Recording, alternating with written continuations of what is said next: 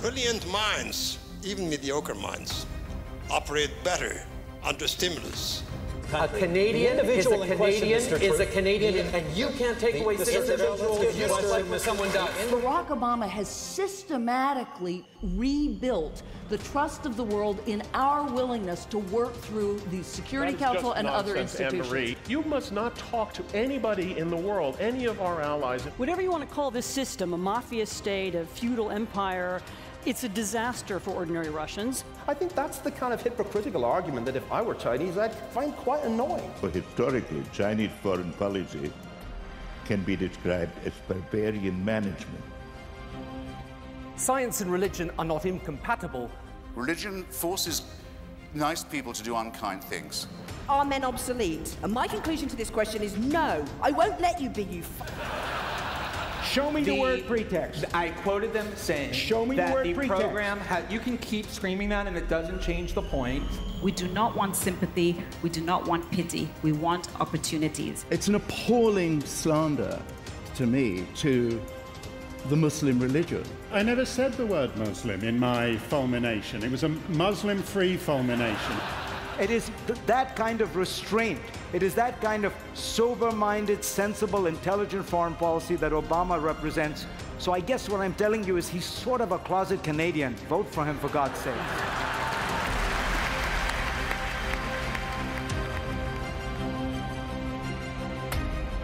Ladies and gentlemen, welcome. My name is Rudyard Griffiths. It's my privilege to have the opportunity to moderate tonight's debate and to act as your organizer. I want to start by welcoming the North American-wide television audience tuning in right now across Canada on CPAC, Canada's public affairs channel, C-SPAN across the continental United States, and on CBC Radio Ideas. A warm hello also to our online audience, watching this debate, over 6,000 streams active at this moment on Facebook Live, at Bloomberg.com, and monkdebates.com. It's great to have you as virtual participants in tonight's proceedings. And hello to you, the over 3,000 people who filled Roy Thomson Hall for yet another Munk Debate. Thank you for your support for more and better debate on the big issues of the day. This debate marks the start of our 10th season, and we begin this season missing someone who was vital to this debate series in every aspect. It was his passion for ideas, his love for debate that inspired our creation in 2008, and it was his energy, his generosity, and his drive that was so important in allowing us to really win international acclaim as one of the world's great debating series.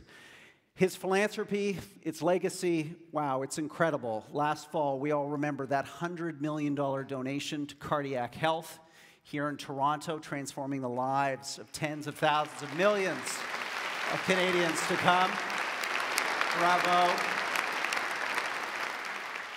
We are all big fans and supporters of a terrific school for global affairs on the U of T campus, represented here tonight by many students who are in its master's program. Congratulations to you. And also at a generous endowment last spring to this series that will allow us to organize many evenings like this for many more years to come. Now, knowing our benefactor as we do, the last thing he'd want is for us to mark his absence with a moment of silence. That wasn't his style. So let's instead celebrate a great Canadian, a great life, and a great legacy of the late Peter Munk. Bravo, Peter.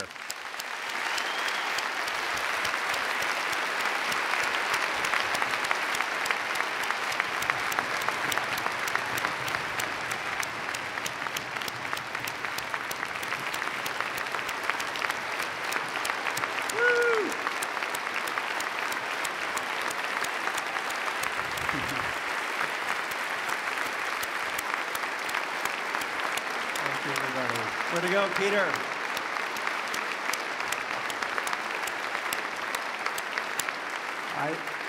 I know he would have enjoyed that, and I want to just thank Melanie, Anthony, Cheney for being here tonight to be part of Peter's continuing positive impact on public debate in Canada. Thank you guys for being here tonight. Now, knowing Peter as I did, the first thing on his mind at this point in the debate would be, Rudyard, stop talking, get this debate underway, get our debaters out here, come on, get the show on the road. So we're going to do that right now, because we have a terrific debate lined up for you this evening. So let's introduce first our pro team arguing for tonight's motion. Be it resolved, what you call political correctness, I call progress. Please welcome to the stage, he's an award-winning writer, scholar, broadcaster on NPR and sports networks across America, Michael Eric Dyson. Michael, come on out.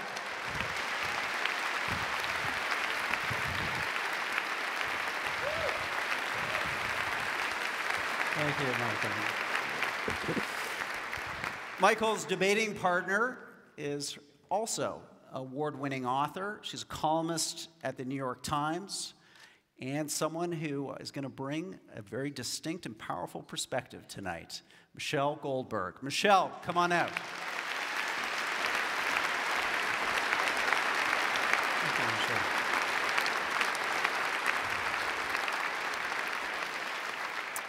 So, one great team of debaters deserves another, and arguing against our resolution, be it resolved what you call political correctness, I call progress, is the Emmy Award-winning actor, screenwriter, author, playwright, journalist, poet, and tonight debater, Stephen Fry.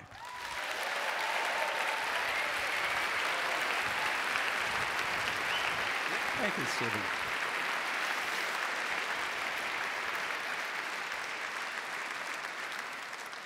Stephen's teammate is a professor of psychology at the University of Toronto, a YouTube sensation, and the author of the big new international bestseller, 12 Rules for Life. Ladies and gentlemen, Toronto's Jordan Peterson.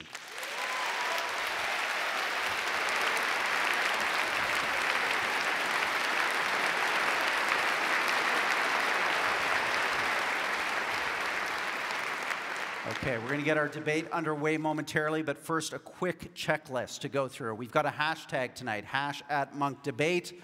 Those of you in the hall and those of you watching online, please weigh in. Let's get your opinions going. Also, for those of you watching online right now, we have a running poll, www.monkdebates.com/vote. Reflect, input, react to this debate as it unfolds over the next hour and a half. My favorite aspect of this show that was Peter's brilliance and creation, we have our countdown clock. What this does is it keeps our debaters on their toes and our debate on time. So when you see these clocks on the screen go down to 0, I wanted you to join me in a warm round of applause. And we'll have a debate that ends when it's supposed to end. Now, let's see. We had our resolution tonight. On the way in, we had this audience of roughly 3,000 people here in downtown Toronto vote on, be it resolved, what you call political correctness, I call progress. Let's see the agree, disagree on that number. 36% agree, 64% disagree. So, a room in play. Now, we asked you, how many of you were open to changing your vote over the course of the debate? Are you fixed, agree, disagree, or could you potentially be convinced by one or other of these two teams to move your vote over the next hour and a half? Let's see those numbers now. Wow, okay, a pretty open-minded crowd. This debate is very much in play. And as per the agreed-upon order of speakers, I'm going to call on Michelle Goldberg first. Michelle, would you like a sip of water? You can have a sip of water before you start. Oh. Call on Michelle Goldberg first for her 6 minutes of opening remarks. Michelle. Okay, well, thank you for having me. As Rudyard knows, I initially balked a little bit at the resolution that we're debating because there are a lot of things that fall under the rubric of political correctness that I don't call progress. I don't like no platforming or Twitter or trigger warnings. Like a lot of middle-aged liberals, there are many aspects of student social justice culture that I find off-putting. although I'm not sure that that particular generation gap is anything new, on the record about the toxicity of social media call-out culture. And I think it's good to debate people whose ideas I don't like, which is why I'm here. So if there are social justice warriors in the audience, I feel like I should apologize to you, because I'm probably not, you're probably going to feel like I'm not adequately defending your ideas. But the reason I'm on this side of the stage is that political correctness isn't just a term for left-wing excesses on college campuses or people being terrible on Twitter. Especially as deployed by Mr. Peterson, I think it can be a way to delegitimize any attempt for women and racial and sexual minorities to overcome discrimination, or even to argue that such discrimination is real. In the New York Times today, Mr. Peterson says, quote, "The people who hold that our culture is an oppressive patriarchy, they don't want to admit that the current hierarchy might be predicated on competence." Now, that sounds particularly insane to me because I'm an American and our president is Donald Trump. But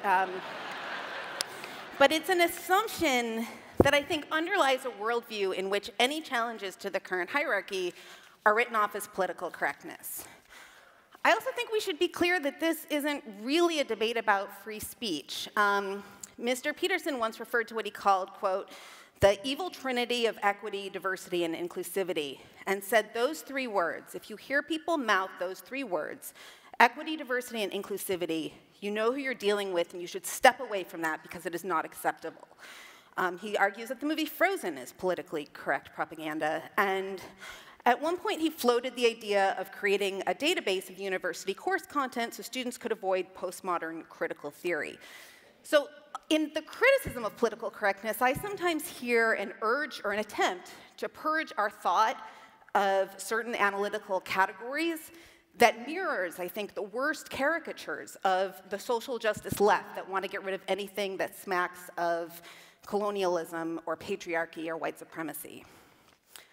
I also don't really think we're debating the value of the Enlightenment, at least not in the way that somebody like Mr. Fry, who I think is a champion of Enlightenment values, frames it.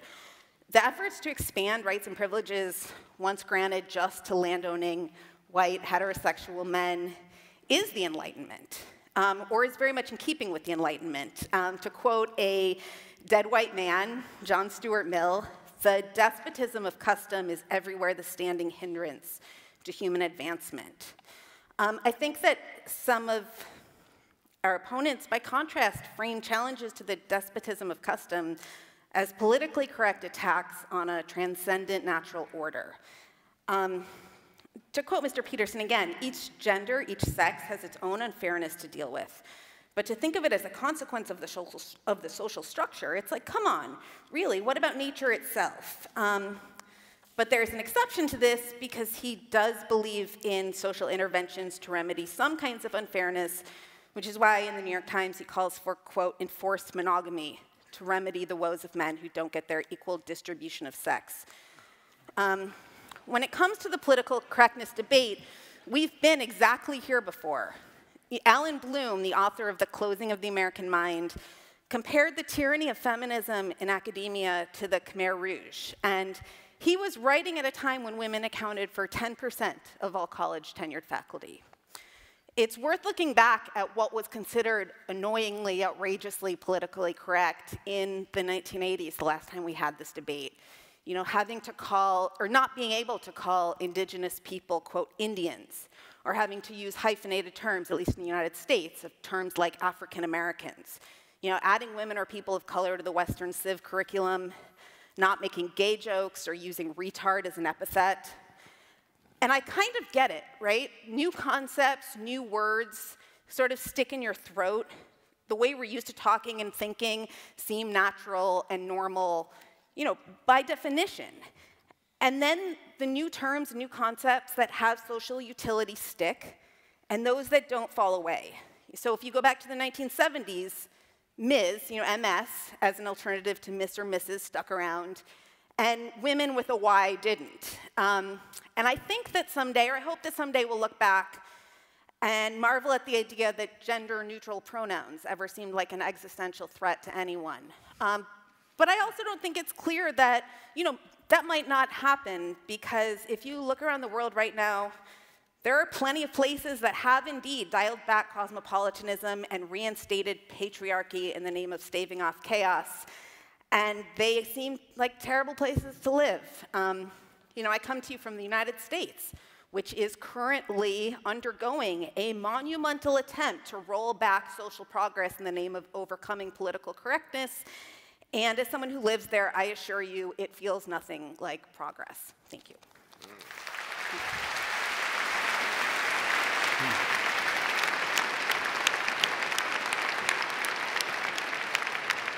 Great start to the debate, Michelle. Thank you. I'm now going to ask Jordan Peterson to speak for the con team.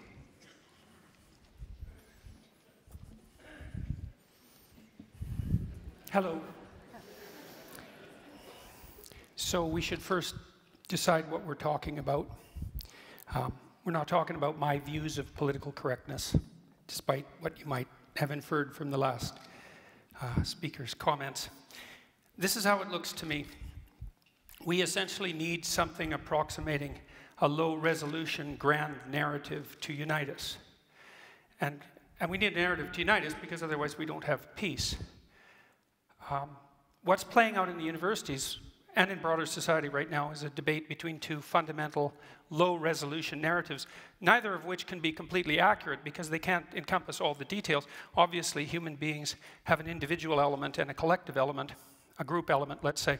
The question is, what story should be paramount? And this is how it looks to me. In the West, we have reasonably functional, reasonably free, remarkably productive, stable hierarchies that are open to consideration of the dispossessed that hierarchies generally create. Our societies are freer and functioning more effectively than any societies anywhere else in the world and than any societies ever have. And as far as I'm concerned, and I think there's good reason to assume this, it's because the fundamental low-resolution grand narrative that we've oriented ourselves around in the West is one of the sovereignty of the individual, and it's predicated on the idea that all things considered, the best way for me to interact with someone else is individual to individual, and to react to that person as if they're both part of the process, because that's the right way of thinking about it, the psychological process by which things we don't understand can yet be explored, and by things that aren't properly organized in our society can be yet set right. The reason we're valuable as individuals, both with regards to our rights and responsibilities, is because that's our essential purpose, and that's our nobility, and that's our function. What's happening, as far as I'm concerned, in the universities in particular, and spreading very rapidly out into the broader world, including the corporate world, much to what should be its chagrin, is a collectivist narrative. And of course, there's some utility in a collectivist narrative because we're all part of groups in different ways, but the collectivist narrative that I regard as politically correct is a strange pastiche of postmodernism and neo-Marxism, and its fundamental claim is that no, you're not essentially an individual, you're essentially a member of a group. And that group might be your ethnicity, and it might be your sex, and it might be your race, and it might be any of the endless numbers of other potential groups that you belong to, because you belong to many of them. And that you should be essentially categorized along with those who are like you on that dimension in that group. That's proposition number one. Proposition number two is that the proper way to view the world is as a battleground between groups of different power. So you define the groups first, and then you assume that you view the individual from the group context, you view the battle between groups from the group context, and you view history itself as a consequence of nothing but the power maneuvers between different groups.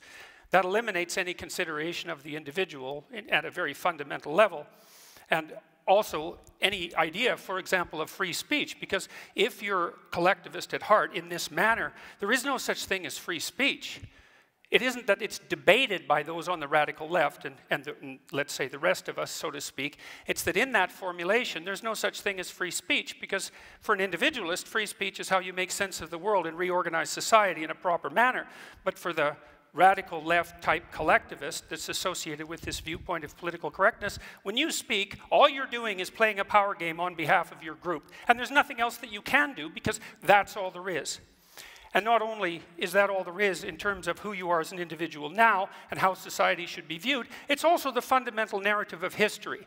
For example, it's widely assumed in our universities now that the best way to conceptualize Western civilization is as an oppressive, male-dominated patriarchy, and that the best way to construe relationships between men and women across the centuries is one of oppression of women by men.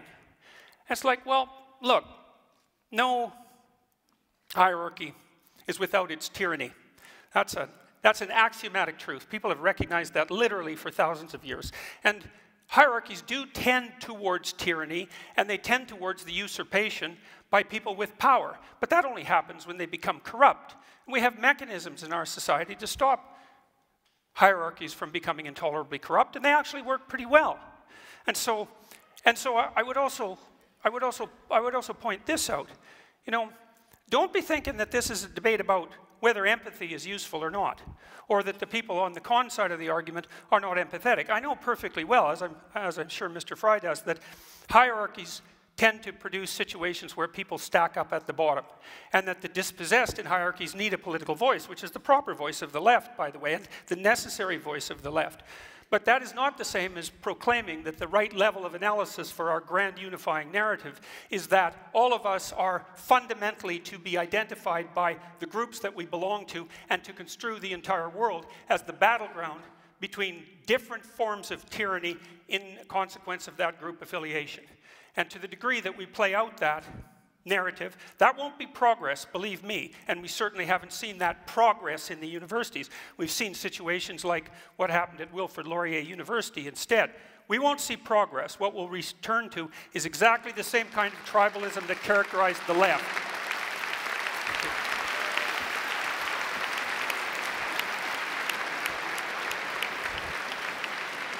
Thank you, Jordan. Michael Eric Dyson, your 6 minutes starts now. Thank you very kindly. Wonderful opportunity to be here in Canada. Thank you so much. I'm going to stand here at the podium. I'm a preacher.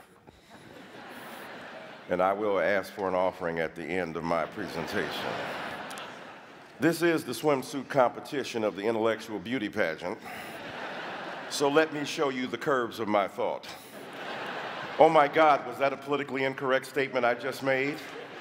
How did we get to the point where the hijacking of the discourse on political correctness has become a kind of Manichaean distinction between us and them? The abortive fantasy just presented is remarkable for both its clarity and yet the muddiness of the context from which it has emerged. What's interesting to me is that when we look at the radical left, I'm saying, where they at? I want to join them. They ain't running nothing. I'm from a country where a man stands up every day to tweet the moral mendacity of his viciousness into a nation he has turned into his psychic commode.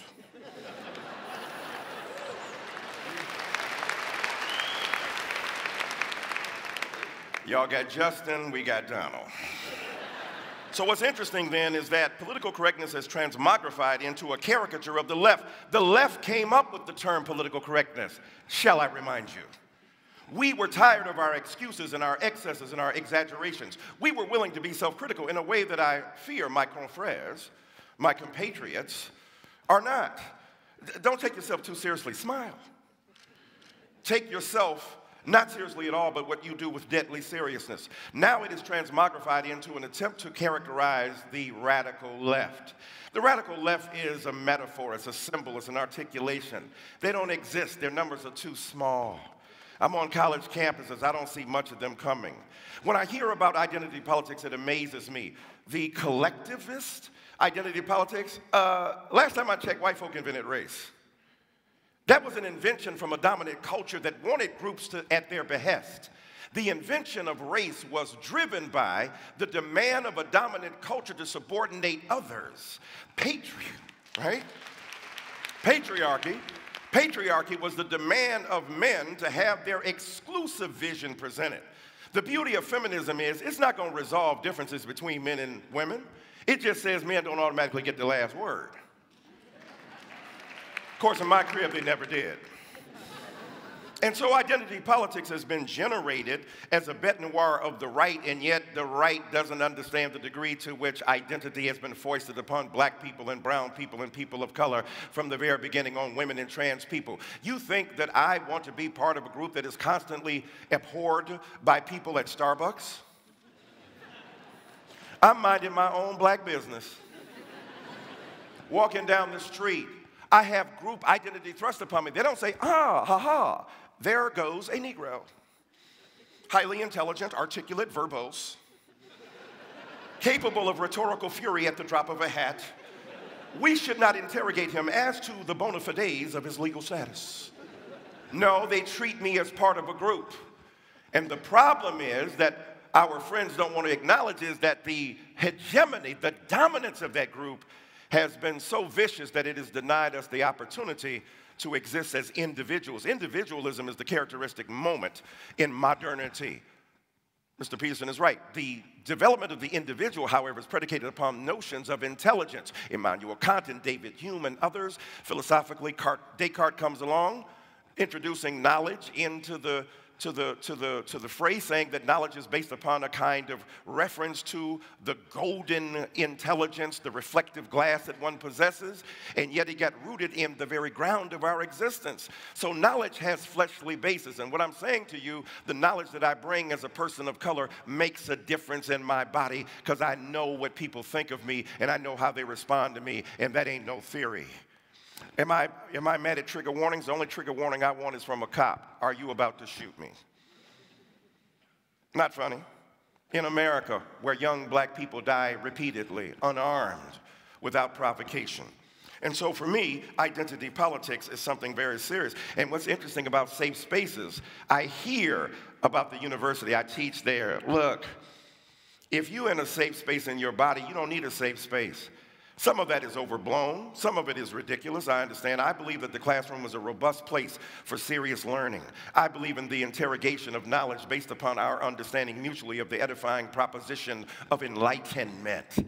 At the same time, some people ain't as equal as others. So we have to understand the conditions under which they have emerged and in which they have been benighted and attacked by their own culture. And I ain't seen nobody be a bigger snowflake than white men who complain.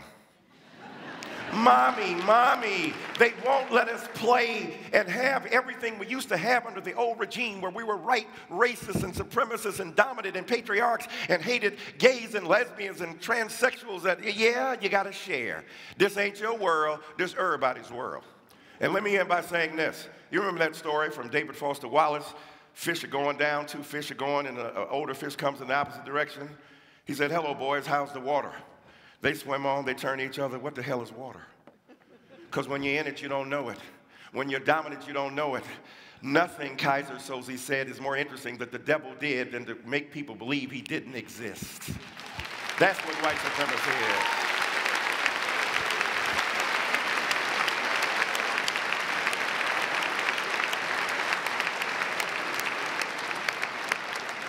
Thank you, Michael. Stephen, you're up. We're going to put 6 minutes on the clock, and please start.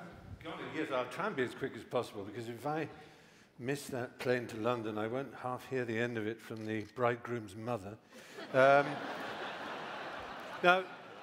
in agreeing to participate in this debate and stand on this side of the argument, I'm fully aware that many people who choose incorrectly, in my view, to see this issue in terms of left and right, devalued and exploded terms, as I think they are, will believe that I am betraying myself in such causes and values that I have espoused over the years. I've been given huge grief already simply because I'm standing here next to Professor Peterson, which is the very reason that I am standing here in the first place. I'm standing next to someone with whom I have, differences, shall we say, in terms of politics and all kinds of other things, precisely because I think all this has got to stop. This rage, resentment, hostility, intolerance, above all this with us or against us, certainty. A grand canyon has opened up in our world. The fissure, the crack, grows wider every day. Neither on each side can hear a word that the other shrieks, and nor do they want to. while these armies and propagandists in the culture wars clash, down below in the enormous space between the two sides, the people of the world try to get on with their lives, alternately baffled, bored, and betrayed by the horrible noises and explosions that echo all around. I think it's time for this toxic, binary, zero-sum madness to stop before we destroy ourselves. I'd better nail my colours to the mast before I get any further in this. It's only polite to give you a sense of where I come from. All my adult life, I have been what you might call a lefty, a soft lefty, a liberal of the most hand-wringing milksop, milquetoast variety. Not a burning man-the-barricade socialist, not even really a progressive worth the name. I've been on marches, but I've never quite dared wave placards or banners. Am I a loathed member of that band, an SJW, a social justice warrior? I don't think highly of social injustice, I have to say, but I character myself mostly as a social justice warrior. My intellectual heroes growing up were Bertrand Russell and G.E. Moore, liberal thinkers, people like that, writers like E.M. Forster. I believed, and I think I still do believe, in the sanctity of human relations, of the primacy of the heart and friendship and love and common interest. These are more personal, interior beliefs than they are political exterior convictions, more a humanistic version of a religious impulse, I suppose. I trust in humanity. I believe in humanity. I think I do, despite all that has happened in the 40 years of my adulthood. I am soft, and I can easily be swept away by harder hearts and harder intellects. I'm sometimes surprised to be described as an activist, but over time I have energetically involved myself with what you might call causes. I grew up knowing that I was gay. Well, in fact, from the very first I knew I was gay. I remember when I was born looking up and saying, that's the last time I'm going up one of those.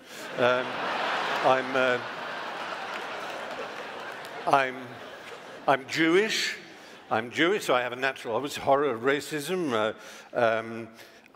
Naturally, I want racism, misogyny, homophobia, transphobia, xenophobia, bullying, bigotry, intolerance of all human kinds to end. That's surely a given amongst all of us. The question is how such a golden aim is to be achieved. My ultimate objection to political correctness is not that it combines so much of what I have spent a lifetime loathing and opposing, preachiness, with great respect, piety, self-righteousness, heresy hunting, denunciation, shaming, assertion without evidence, accusation, inquisition, censoring. That's not why I'm incurring the wrath of my fellow liberals by standing on this side of the House. My real objection is that I don't think political correctness works. I want to get to the Golden Hill, but I don't think that's the way to get there. I believe one of the greatest human failings is to prefer to be right than to be effective. And political correctness is always obsessed with how right it is without thinking of how effective it might be.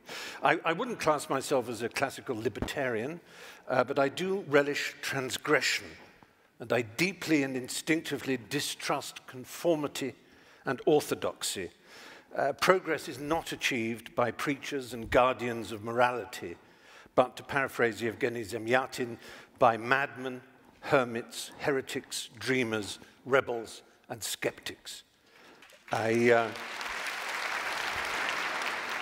may be wrong. I hope to learn this evening. I really do think I may be wrong, but I'm prepared to entertain the possibility that political correctness will bring us more tolerance and a better world.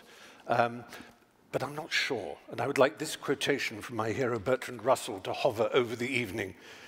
One of the painful things about our time is that those who feel certainty are stupid, and those with any imagination and understanding are filled with doubt and indecision.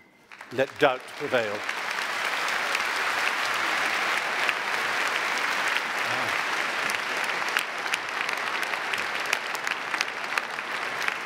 So, Great set of opening statements to set the scene. We're now going to go into a round of rebuttals to allow each of our presenters 3 minutes to reflect on what they've heard and to make some additional points. We're going to do that in the same order that we had the opening statements. So, Michelle, you're up first. We'll put 3 minutes on the clock for you. So, first, I would say that I think that the attempt to draw a dichotomy between individual rights and group rights is a little bit misleading.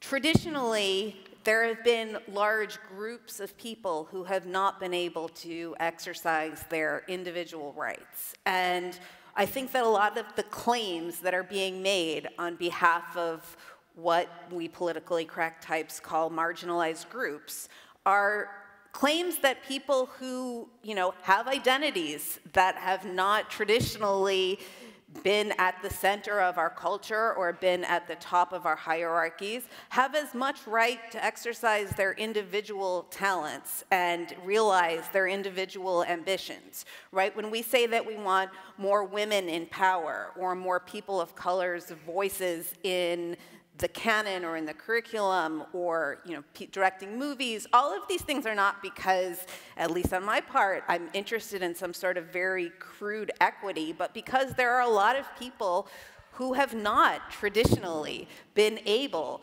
to realize themselves as individuals. That's what the women's movement was. That's what the civil rights movement was. That's what the gay rights movement was. That's in some ways what the trans rights movement was.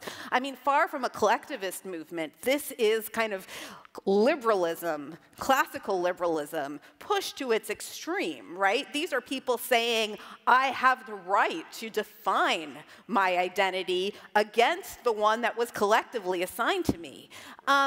Finally, I would say, a lot of the things that Stephen Fry said, and particularly his temperament, were probably in agreement, but this inquisition, this censoriousness, on the one hand, I'm I see where he's coming from, but I think it's a little bit virtual, right? I mean, who's really censoring you? I understand what it feels like to feel censored. I understand what it feels like to be on the wrong side of a Twitter mob or get a lot of nasty comments. And that's a bad feeling, and it's a counterproductive tactic, but that's not censorship. And again, it's especially strange coming from a country where the President of the United States is trying to levy additional postal rates on the owner of the Washington Post, in revenge for its reporting. And people who have kneeled to protest police brutality at football games have seen their careers explode. Or people who have, women who have challenged Mr. Peterson have been hounded by threats and trolls and misogynist invective. So, thank you.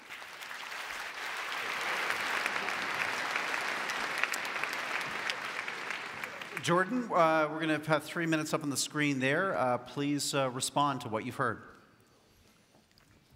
Well, I guess I would like to set out a challenge in somewhat the same format as Mr. Fry did to people on the moderate left. I mean, I've studied totalitarianism for a very long time, both on the left and on the right in various forms. And I think we've done a pretty decent job of determining when right-wing beliefs become dangerous. I think that they become dangerous when the people who stand on the right evoke notions of racial superiority or ethnic superiority, something like that. It's fairly easy to draw a box around them and place them to one side and necessary, and I think we've done a pretty good job of that. What I fail to see happening on the left, and this is with regards to the sensible left, because such a thing exists, is for the same thing to happen with regards to the radical leftists. Okay, so here's an open question. If it's not diversity, inclusivity, and equity as a triumvirate that mark out the too excessive left, and with equity defined, by the way, not as equality of opportunity, which is an absolutely laudable goal, but as equality of outcome, which is how it's defined, then exactly how do we demarcate the too extreme left? What do? We say, well, there's no such thing as the too extreme left. Well, that's certainly something that characterized much of intellectual thinking for the 20th century, as our high-order intellectuals, especially in places like France, did everything they could to bend over backwards to ignore absolutely everything that was happening in the catastrophic left world, in the Soviet Union and in Maoist China, not least. We've done a terrible job of determining how to demarcate what's useful from the left from what's pathological. And so it's perfectly okay for someone to criticize my attempts to identify something like a boundary. We could say diversity, inclusivity, and equity, especially equity, which is in fact equality of outcome, which is an absolutely abhorrent notion. If you know anything about history, you know that. And I'm perfectly willing to hear some reasonable alternatives, but what I hear continually from people on the left, first of all, as my opponents did, to construe every argument that is possibly able to be construed on the axis of group identification, and to fail to help the rest of us differentiate the reasonable left, which stands for the oppressed, necessarily, from the pathological left that's capable of unbelievable destruction. And what I see happening in the university campuses in particular, where the leftists absolutely predominate, and that's certainly not my imagination, that's well documented by perfectly reasonable people like Jonathan Haidt, is an absolute failure to make precisely that distinction. And I see the same thing echoed tonight. Thank you.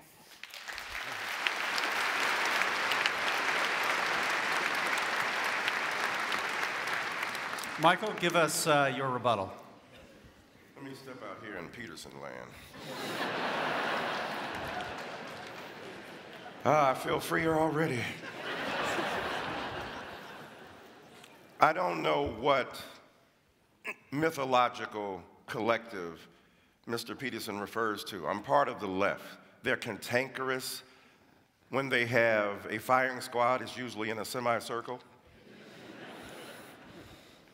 Part of the skepticism of rationality was predicated upon the Enlightenment Project, which says we're no longer going to be subordinate to skepticism, to superstition. We're going to think, and we're going to think well. Thomas Jefferson was one of the great arbiters of rationality, but he was also a man who was a slave owner.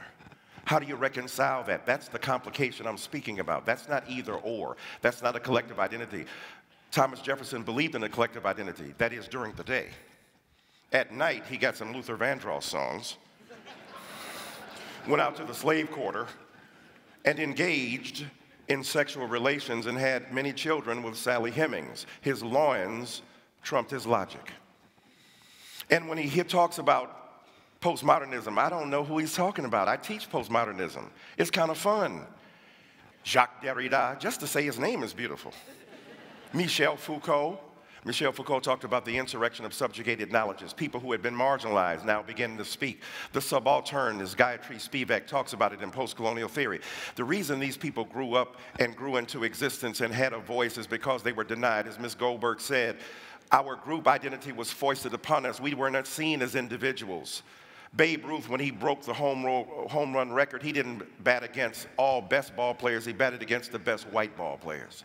When it's been rigged in your favor from the very beginning, it's hard for you to understand how much you've been rigged. You're born on third base, think you hit a triple at the Toronto Blue Jays game. And here we are deriving our sense of identity from the very culture that we ignore. Look at the indigenous names and the First Nation names: Toronto, Saskatchewan, Winnipeg, Tim Hortons. But I'll tell you, there's an envy of the kind of freedom and liberty that people of color and other minorities bring because we bring the depth of knowledge in our body. There's a kind of jealousy of that. As the greatest living Canadian philosopher, Aubrey Drake Graham, says, jealousy is just love and hate at the same time. And so for me, I think it's necessary. I agree with Mr. Fry. We shouldn't be nasty and combative. And yet, I don't see nastiness and combativeness from people. I see them making a desire to have their individual identities respected. When I get shot down for no other reason than I'm black, when I get categorized for no other reason than my color, I am living in a culture that refuses to see me as a great individual.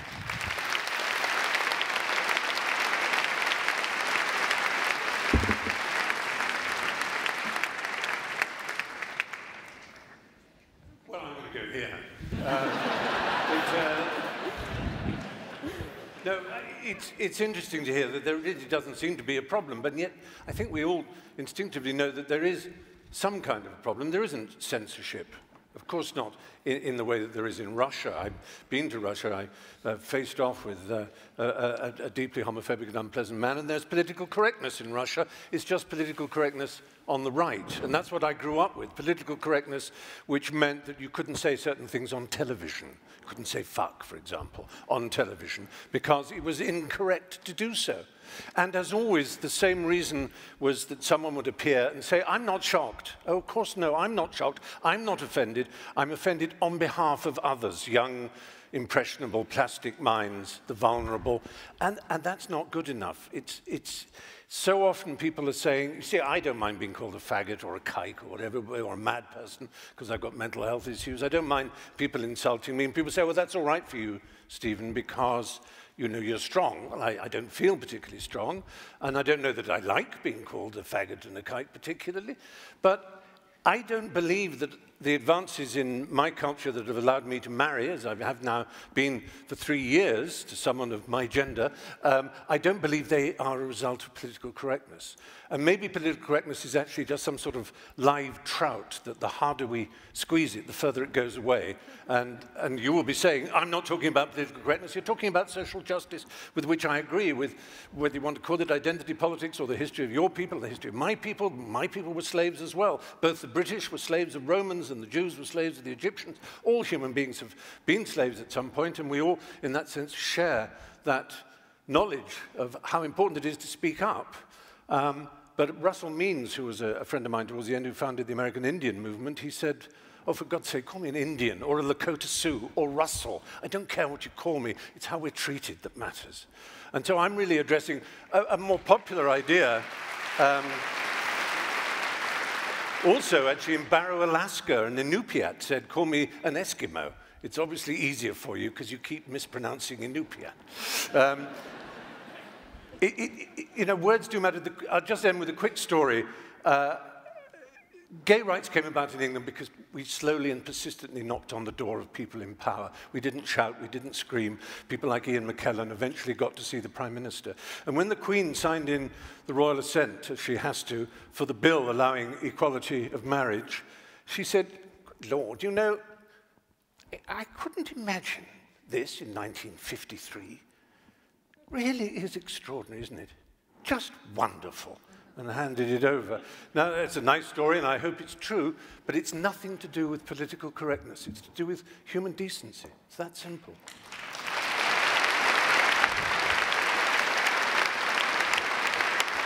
Good. So, some great rebuttals there, strong opening statements. Let's move now into the moderated cross-examination portion of this debate and get both sides engaging on some of the key issues here. And I think what we've heard here is a bit of a tension. Let's draw it out a bit more between the rights of groups to feel included, to have, in your words, Michelle, the opportunity for individuality, and a belief on the other side that there's something at threat here when these groups are overly privileged through affirmative action or other outcome-oriented processes. So, Michael, to start with you, why isn't there just harm that's done to groups by privileging their group identity, whether it be a group identity of race or of gender, and not immediately treating them as individuals in the way that Jordan and Stephen would like to see them first? Well, a couple of things. First of all, there was no arbitrary and random distinction that people of color and other minority groups made. When I talked about the invention of race, the invention of gender, the invention of groupthink, that was not done by those groups that have been so named, as Ms. Goldberg said. So first of all, you've got to acknowledge the historical evolution of that reality, and the concept of group identity did not begin with them. It began with a group that didn't have to announce its identity. When you are in control, you don't have to announce who you are. So that many white brothers and sisters don't see themselves as one among many other ethnicities or groups. What they see themselves as, I'm just American, I'm Canadian. Can't you be like us? Can't you transcend those narrow group identifications? And yet, those group identifications have been imprinted upon them by the very people who now, because their group power has been challenged, let's make no mistake about it, there's a challenge. I agree with Mr. Fry in a kind of Netherland of how sweet it would be to have a kingly and queenly metaphor about how it got resolved. That ain't the real deal, homie. And in the real world, in the real world, there's stuff at stake. What's at stake are bodies. What's at stake are people's lives. What's at stake? People are still being lynched, killed. What's at stake? People, because of their sexuality and their racial identity, are still being harmed. So I'm suggesting to you, it's not that we are against being treated as individuals. That's what we're crying for. Please don't see me as a member of a group that you think is a thug, a nigger, a nihilist, a pathological person. See me as an individual who embodies the realities of who we are. But I'll end by saying this. What Michelle said is extremely important. The people who have individual rights did not have to fight for them in the same manner that people of color and others have had to. When Mr. Fry talked about enslavement, he named them. Read Orlando Patterson's comparative history of race and slavery over 28 civilizations. The Greeks did not have the same kind of slavery that Americans did. It was chattel slavery. In Greece, you could buy back your freedom. You could teach the children of the people who enslaved you, and because of your display of prodigious intellect, you could secure your freedom. That was not the case. You were punished and killed for literacy in America. So my point simply is this, is that I am all for the celebration of broader identities. And I think that often those who are minorities and others are not celebrated for the degree that we are. I'll end by saying this. In America, we have the Confederate flag. I don't know if y'all are familiar with that. We have a Confederate flag. We have white guys, mostly, in the South, but others as well, flying those Confederate flags that are part of the South that refused to cede its legitimate conquest at the hands of the North. There has been a politics of resentment. You talk about politics of identity, wearing that flag, not the American flag. They are not American. They are celebrating a secession, a move away from America. And a man named Colin Kaepernick, who is a football player, saying, I want to bring beauty to that flag, has been denied opportunity. So we have to really set the terms of debate in order before we proceed. Thank you, madam. Good point. Jordan, let's have you jump in on this idea of what you see as the pernicious danger of groupthink when it comes to ethnicity, when it comes to gender. Why do you think that's one of the primal sins, in your view, of quote, political correctness? Well, I think it's one of the primal sins of identity politics players on the left and the right, just to be clear about that. Personally, since this has got personal at times, I'm no fan of the identitarian right. I think that anybody who plays a game, a conceptual game where group identity comes first and foremost, risks an exacerbation of tribalism. It doesn't matter whether it's on the left or the right. With regards to the idea of group rights, well, there's a fundamental, and this is something we've fallen into terribly in Canada, not least because we had to contend with the threat of Quebec separatism, but the idea of group rights is extraordinarily problematic because the obverse of the coin of individual rights is individual responsibilities. And you can hold an individual responsible, and an individual can be responsible. And so that's partly why individuals have rights. But groups, how do you hold a group responsible? I mean, the whole idea is it's not a good idea to hold a group responsible. First of all, it flies in the face of the idea of the sort of justice systems that we've laid out in the West that are essentially predicated first on the assumption of individual innocence, but also on the possibility of individual guilt, not group guilt. We saw what happened in the 20th century many, many times when the idea of group guilt was enabled to get a foothold, let's say, in the polity and in the justice system. It was absolutely catastrophic. And so, okay, fine, group rights. Well, how are you going to contend with the alternative to that, the opposite of that? Or where's the group responsibility? And how are you going to hold your groups responsible? Well, we don't have to talk about that because we're too concerned with rectifying historical injustices, hypothetical and otherwise. And that's certainly not to say that there weren't any shortage of absolutely catastrophic historical injustices. That's not the point. The point is how you view the situation at the most fundamental level. And group rights are an absolute catastrophe, in my opinion. Come on, let's, Michelle, come in on that point. This is something you've written about.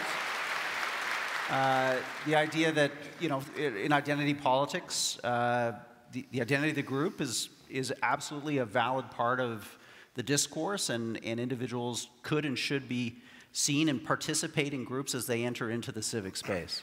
I'm not sure that we necessarily have to analogize from the opposite of individual rights is individual responsibility. I'm not sure that that analogy necessarily holds for the groups. I mean, in the United States, and one of the things that I think is complicated about this discussion is that we're talking about three very different cultural contexts, three different histories, three different kind of legal regimes.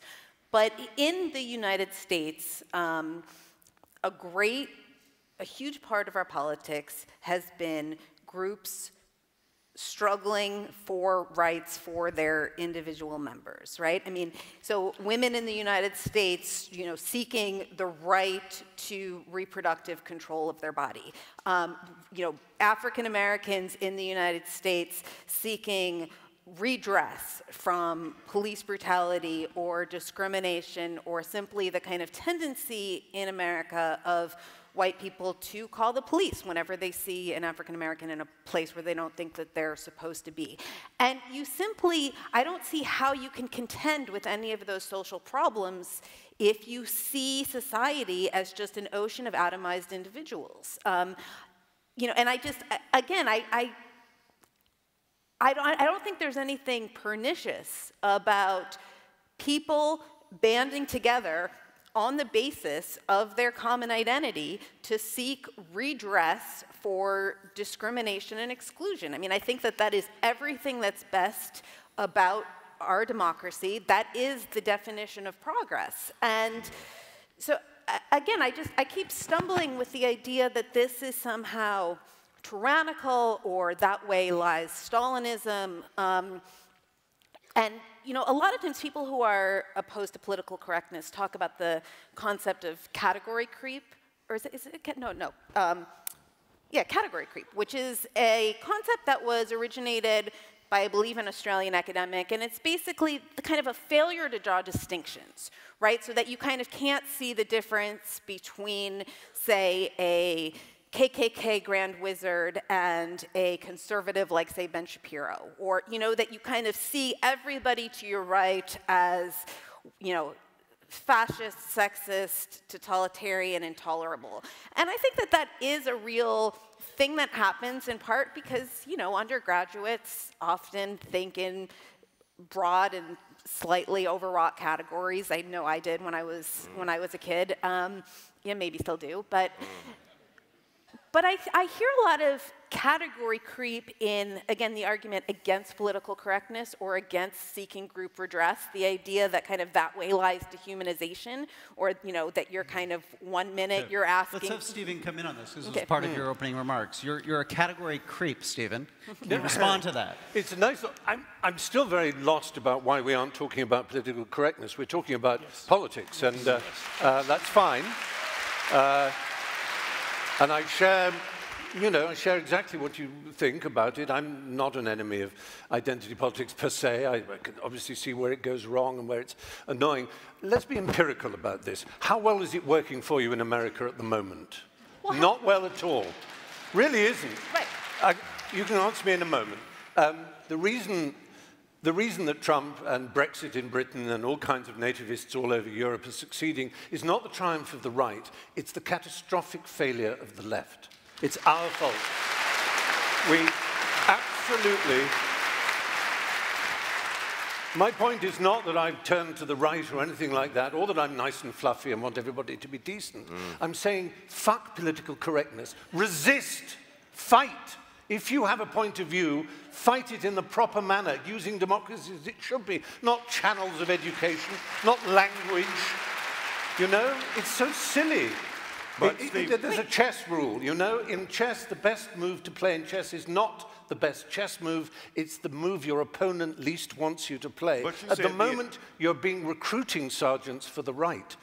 By annoying and upsetting, and instead of fighting, either fighting or persuading. But political correctness is a middle course that simply doesn't work. Well, first of all, you said be empirical. Now, empirical, as far as I know, the word means that which can be verified or falsified through the census. Exactly. So if we look at it in an objective way, the reality is that people don't have equal access to the means to articulate the very moment you're talking about. I'm talking about the empirical results of this political attitude. I understand that, but my point is simply this.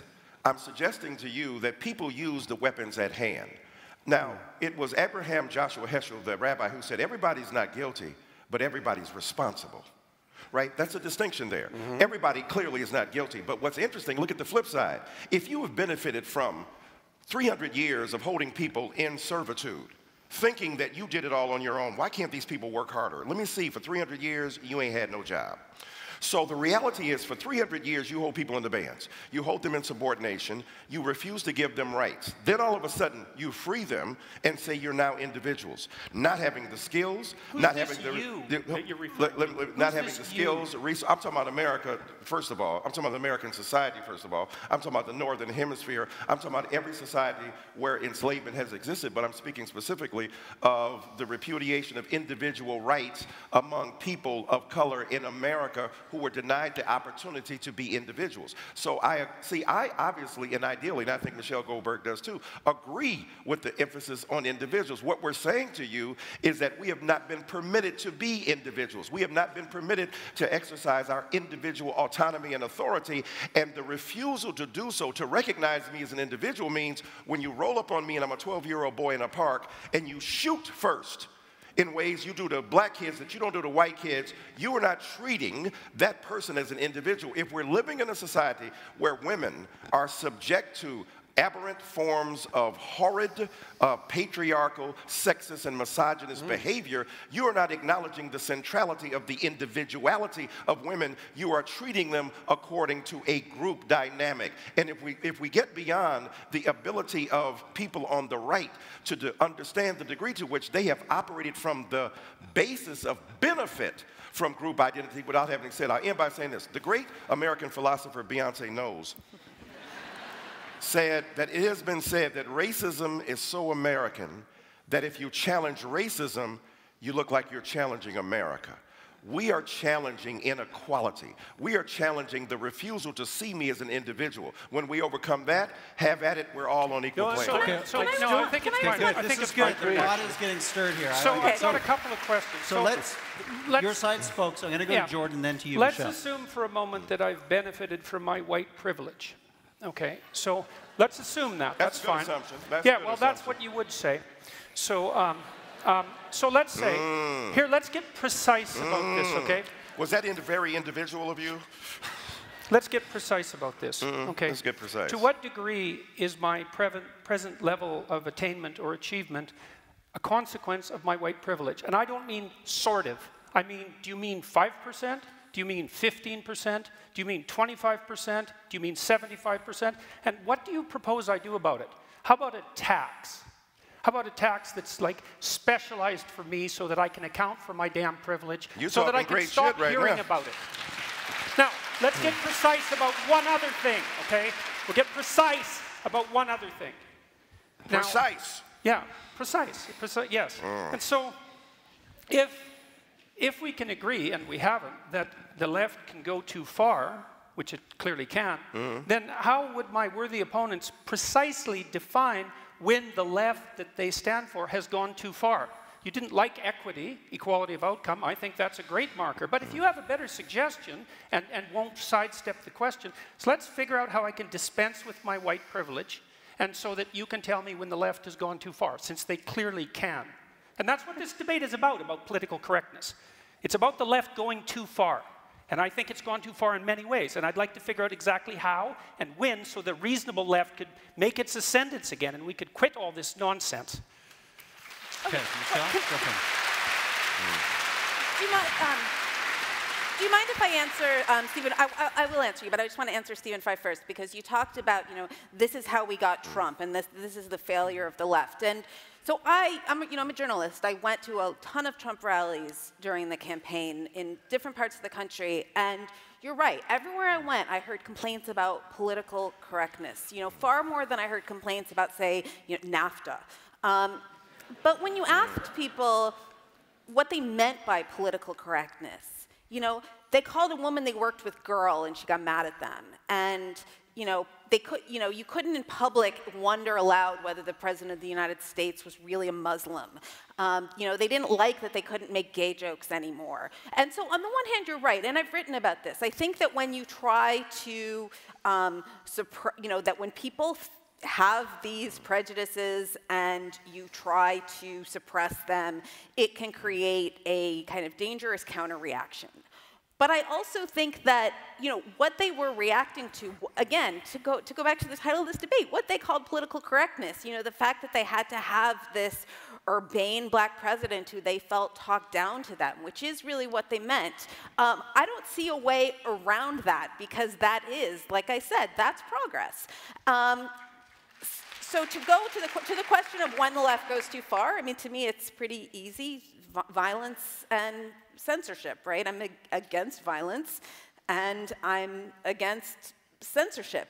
But I also, looking around the world right now, when the idea that there is this, I understand, again, that there is like a problem of kind of left-wing annoyance, right? There's a lot of things that kind of random people on the internet in particular are able to swarm individuals and turn kind of stray remarks into social media campaigns, and this is often conflated with political correctness, and it's a bad phenomenon.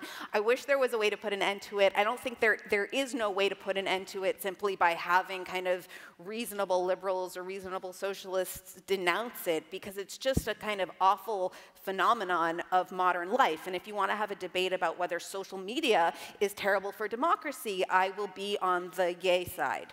But right now, where I really disagree, well, there's a couple places I really disagree. Pick one, and then I'm going to go to Michael. But the idea that the radical left poses a greater threat than the radical right, when you see actual fascism ascendant all over the world, strikes me as something that you can literally only believe if you spend your life on college campuses. Mm-hmm.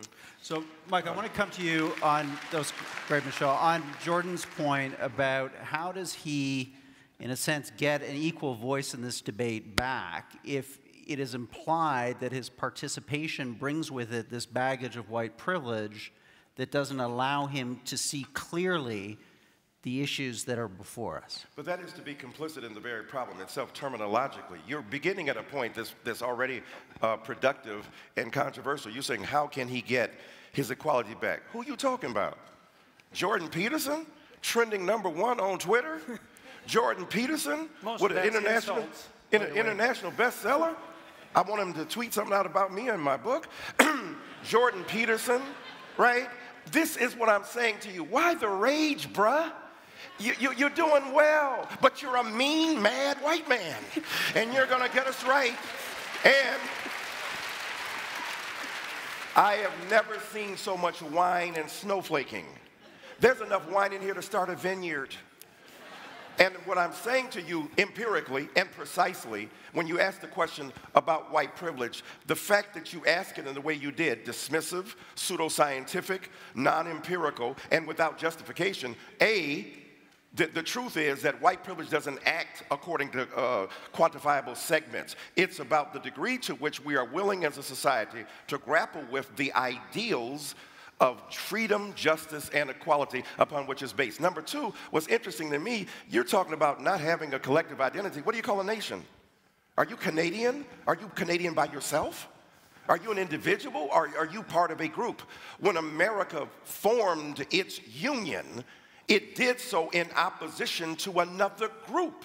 So the reality is that those who are part of group identities in politics deny the legitimacy and validity of those groups and the fact that they have been created thusly, and then have resentment against others. All I'm asking for is the opportunity. The quotation you talk about, the difference between equality of outcome and equality of opportunity, that's a staid and retried argument, hackneyed phrase derived from the halcyon days of the debate over affirmative action.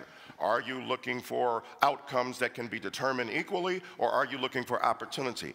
If you free a person after a whole long time of oppression and say, now now you are free to survive. If you have no skills, if you have no quantifiable means of existence, what you have done is liberated them into oppression. And all I'm suggesting to you, Lyndon Baines Johnson, one of our great presidents, said, if you start a man in a race 100 years behind, it is awfully difficult to catch up. So I don't think Jordan Peterson is suffering from anything except an exaggerated sense of entitlement and resentment, and his own privilege is invisible to him, and it's manifest with lethal intensity and ferocity right here on stage. Jordan, I'm going to have to let you respond to that if you wish.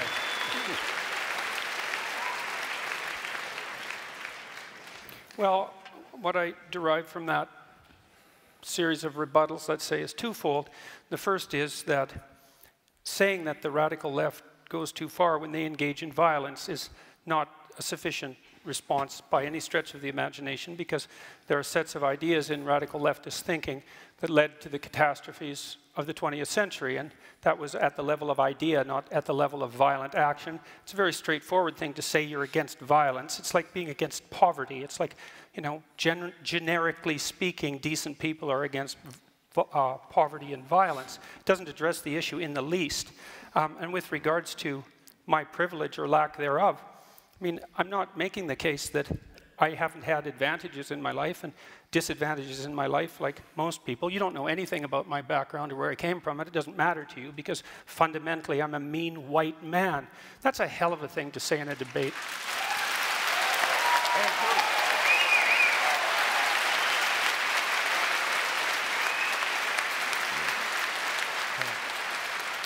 Let me just say. Very, very brief, because I want to move on to men and women. A good topic next. The mean mad white comment was not predicated upon my historical excavation of your past. It's based upon the evident vitriol with which you speak and the denial of a sense of equanimity among combatants in an argument. So I'm saying again, you're a mean mad white man, and the viciousness is evident. Okay. Okay. Okay. Let's reset. Change the decks here. Let's talk about another big factor of the so-called politically correct movement right now, which is the Me Too movement, and the extent to which we've seen this resurgence, this awakening around what have been a horrible series of systemic abuses and injustices towards women. Some people, though, Michelle, would say that we're in a cultural panic now, that the pendulum has swung too far, and that there is a dangerous overreaction going on where people's rights, reputations, due process has been thrown to the wind. How do you respond to that? Well, first, people started saying that within like 2 weeks of the first Harvey Weinstein stories breaking, right? The minute Harvey Weinstein and people actually, men started actually losing their jobs over this, right? Which was something quite new, that men with histories of really serious predatory behavior were suddenly losing their jobs. You know, everybody had known about it for a long time, and there had been a sort of implicit impunity, and suddenly that was taken away, and it created this cultural earthquake, and as soon as it did, it created a lot of anxiety. Like, what if this goes too far? You know, I mean, the Me Too movement was only a couple of months old when my newspaper started running columns from people saying, why can't I criticize Me Too, which they were doing in my newspaper. So on the one hand, yes, of course, is due process important? Obviously. I think that when you look at who has actually lost their jobs, who's actually lost their livelihoods, I mean, look around. It's people, it's not people in general on a, you know, McCarthyist rumor. It's people who took their dicks out at work. It's people who, you know, it's people who there was, you know, tens of millions of dollars of settlements, and they lost their job for 4 months, and now they're staging comebacks. You know, Bill O'Reilly is about to get a TV show on a new network. So the idea that, again, this idea that kind of like men everywhere feel like they can't talk anymore, and everybody's walking on eggshells, and I don't know, maybe that's true in your offices. It's not true where I live, you know, and the Me Too movement has been particularly active in media. You know, there was this thing, I don't know how many of you guys read about the shitty media men list. A woman wrote about she started this sort of open source document where women could list men in media that everybody knew about, but nobody had ever done anything about. And it very quickly went public, and there was something sort of disturbing in it, right? You don't like these anonymous accusations floating around. Most feminists I know, including myself, were kind of, freaked out by it and thought it was unfair to have people's reputations held up like this. But if you look at what happened to the men on the list, nothing. They still have their jobs. I know men on that list. I work with men on that list. The people have only, by and large, as far as I can think, in media, the people who have lost their jobs and lost their careers, it's been for extremely serious misbehavior documented by multiple women who had corroborating witnesses. And so, again, I understand this anxiety that relations between men and women are changing. Of course, that causes a lot of cultural anxiety.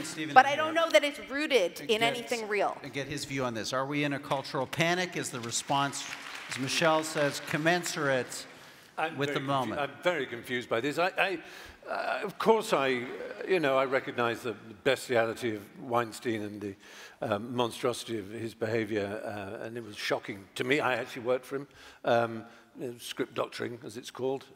I never had the bathroom towel, but for pretty obvious reasons. But it's, grotesque, and I can't imagine how vile it must be for such a powerful man, and he was. I used to play a game at the Cannes Film Festival where, in his years of power, we're walking from one hotel at the end there, all the way up to the Palais de Festival. You would get 10 points every time you heard the word Harvey. And you'd usually, a 10-minute walk, you'd have 300 points. Because it was, Harvey's got the script, Harvey's got it. I've got a meeting with Harvey at the Majestic in the afternoon. He was immensely powerful. And I think that's obvious that someone in that position, abusing and threatening and hindering the livelihood of women is grotesque in the extreme. But I have to tell you, there is genuine feeling amongst many people I know that we can't speak our minds. We can't actually speak to the true nuance, the true depth of sexual, romantic feeling between men and women. It's not a subject I'm absolutely expert on, but it counts between men and men as well, though I know when it's men and men, you might say, well, that's different because women have had a different experience in history, and I don't want to enter that particular field, but I would say that there is real fear in my business, which is where this all started, show business, acting, and so on. People are rather afraid to speak about a piece of, publicity that's come out or a statement that's been made. You just go, yep, absolutely, and wait for the people to leave the room before you can speak honestly with your friends. And I've never experienced that in my entire 60 years on this planet. This feeling that, and I'm not characterizing feminists as in East German, but it's like that, the Stasi are listening. You better be careful, they're listening. And that's a genuine feeling. I'm saying that with my hand on my heart. I'm not saying it to make a point other than the fact that it's true and it's worrying. But the sexual misadventures and horror experience is worrying too. So there are two worries, and they're not solved. Let's bring Jordan in on this, because you've written and commented about it a lot. But Stephen, thank you for having me ready. Well, I think I'm going to point out two things again. The first is that my question about when the left goes too far still hasn't been answered. And then the second thing I'm going to point out is that, it's conceivable that I am a mean man. Maybe I'm meaner than some people and not as mean as others. I think that's probably more the case. But I would say the fact that race got dragged into that particular comment is a better exemplar of what the hell I think is wrong with the politically correct left than anything else that could have possibly happened.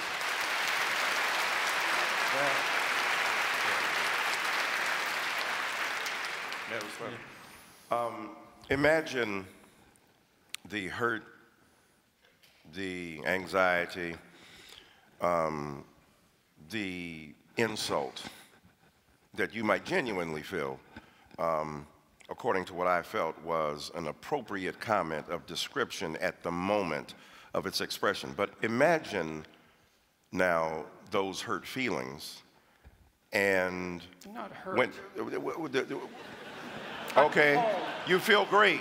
You feel great about it. That's really different. I'm not a victim. I'm not hurt. I'm appalled. You're not hurt. Okay, you wouldn't be a victim. So what's interesting is that whatever non-traditional feelings of empathy you endure at this particular point, the point is, imagine then the horrors that so many others have had to put up with for so long when they are refused to acknowledge their humanity. Now, I take your point seriously. So your group let me finish. Let me finish, though. Let me finish. To me. Let me finish, sir. That figures. You're not my inquisitioner, okay? What I'm saying to you is that when you said you were upset that I added the element of race there, right? When I said mean, mad, white man. Well, what's interesting is that you may have felt that you were being ascribed a group identity to which you do not subscribe. You may have felt that you were being unfairly judged according to your particular race. You may have felt that your individual identity was being besmirched by my rather careless characterization of you, all of which qualifies for a legitimate response to me, but also the point we've been trying to make about the refusal to see our individual existence as women, as people of color, as First Nation people, and the like. My point simply has been, the reason I talked about race in that particular characterization, because there's a particular way in which I have come to a city. I don't know if there are a lot of black people out here, not sure, but I constantly come to places and spaces that are not my natural habitat, other than intellectual engagement and the love and the fury of rhetorical engagement, yes. But I often go into hostile spaces where people will not vote in favor for my particular viewpoint because I'm interested as an individual of breaking down barriers so that people can understand just how complicated it is. So what I'm saying to you is that I would invite you, in terms of the surrender of your privilege, to give you a specific response. Come with me to a Black Baptist church. Come with me to a historically black college. Come to me to an indigenous or First Nations community where we're able to engage in some of the lovely conversation, but also to listen and hear. And when I added race to that, I was talking about the historically evinced inability to acknowledge others' pains equally to the one that they are presently enduring. So, as a human being, I love you as my brother, but I stand by my comment. Well, I've seen the sorts of things that you're talking about. I happen to be an honorary member of an indigenous family, so don't tell me about what I should go see with regards to oppression. You don't know anything about me. You asked me a question, I gave you a response. Yeah. You gave me a generic response, a generic race-based response. Jordan Peterson, I would like for you to come with me, Michael Eric Dyson, to a Black Baptist church. You been to one of those? I would be happy to do that, by the way. Okay, all right, I'm going to hook you up. Okay, good. We'll make sure that happens. One more quick round, and then we're going to go to closing statements. And Stephen Fry, I want to get your response to why, a generation from now, looking back on this debate, we're not going to see this, quote, so-called politically correct movement in the same way, let's say, that we now understand the positive contributions of the civil rights movement. That was a movement that advanced a series of ideas about human dignity to people who previously didn't have that dignity. We're now having another debate, another social debate about different groups and communities we're trying to convey a sense of new dignity to them. Why won't this be, in a sense, looked back upon as something positive a generation from now? I think people will look back on this debate and wonder why political correctness wasn't discussed.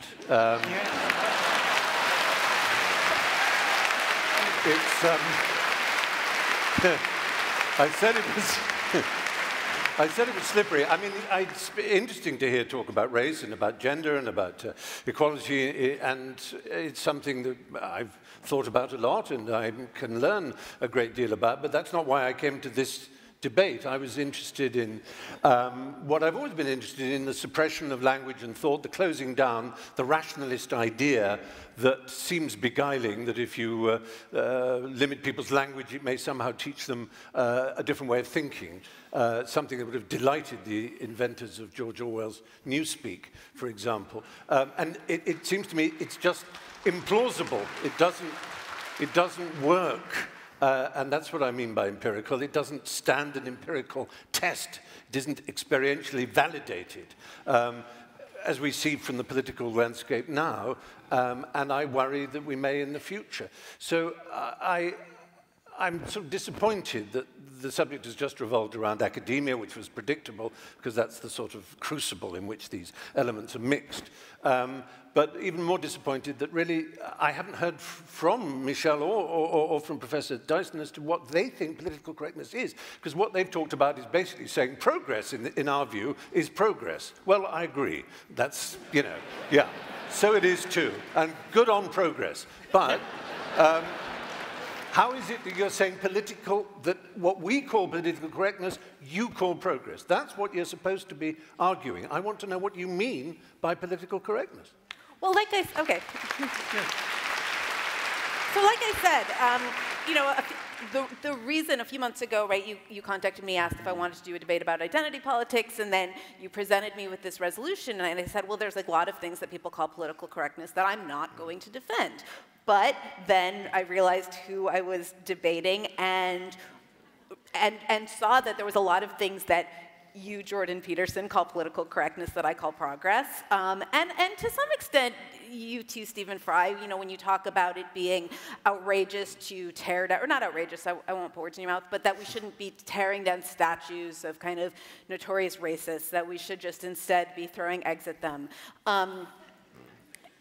You know, so those sorts of things, if you call them political correctness, I call them progress. Now, this feeling of being silenced, which I understand, although it seems very vague, right? You kind of are not quite putting your finger on who is silencing you, except for a vague fear that if you say something untoward, you're going to be the subject of, I'm not sure. Yes. Shaming, but by who? Yeah. But by what? By the internet? I'm not saying their names. No, but I mean, point. I'm scared. If I'm listed. But that's again, the point. You're scared. It is a culture of right. fear. I understand there's that element of fear. What I'm saying is that it's a feeling. It's a feeling that is this sort of intangible result of, I think, primarily. We've all seen the sort of show trial thing where the person then apologizes. I have so much to learn about sexual politics. I am really sorry. Signed a lawyer, crossed out the name of the person.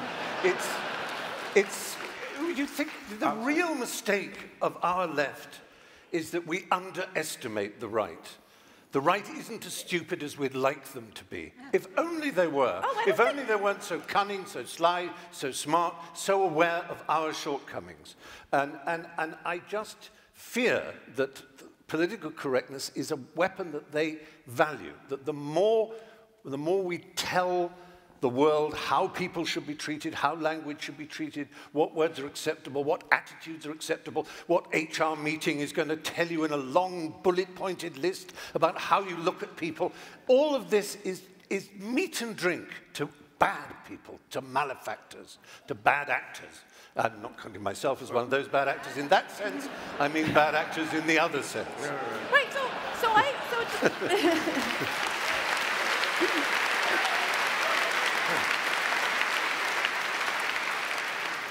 So there are, like I said, there are a lot of ways in which I agree with you, although I would like to hear, I mean, to turn it back on you, I would like to hear you say, you know, what are the words that have fallen into disrepute that you think we should be resurrecting, right? I mean, to me, this is this area of like hotly contested social change right now, where a lot of people feel it's about words that have gone into disuse. It's very often phrases, jargonistic slogans, heteronormative, cisgendered, those kind of things. They're just an insult.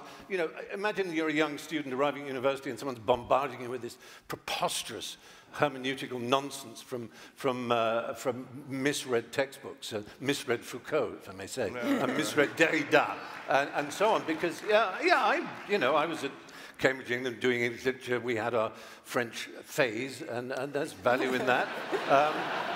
It's an interesting game, and it is. It's a place to. I think I'd just really say that the ghost hovering over for me it's a letter Oscar Wilde wrote, and he said to Bosie, his love, he said, the fact that you didn't get a degree is nothing, but you never acquired what is sometimes called the Oxford manner, and I'll say for that, the university manner. He said, Oscar said, I take that to mean the ability to play gracefully with ideas. I think that's disappearing from our culture, and I think it's a terrible thing. Let's go to Mike and Michelle.